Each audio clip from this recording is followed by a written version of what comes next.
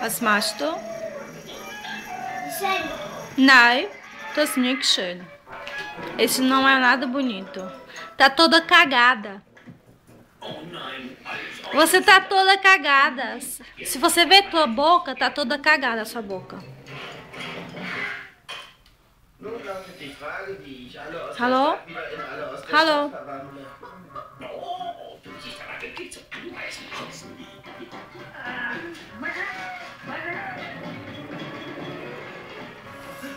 Hey, das könnte funktionieren.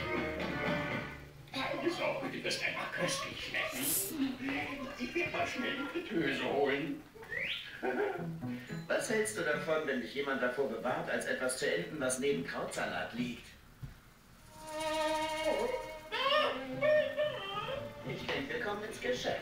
Und so war's auch. Eins muss man dem Typen wirklich lassen. Ein Hühnchen.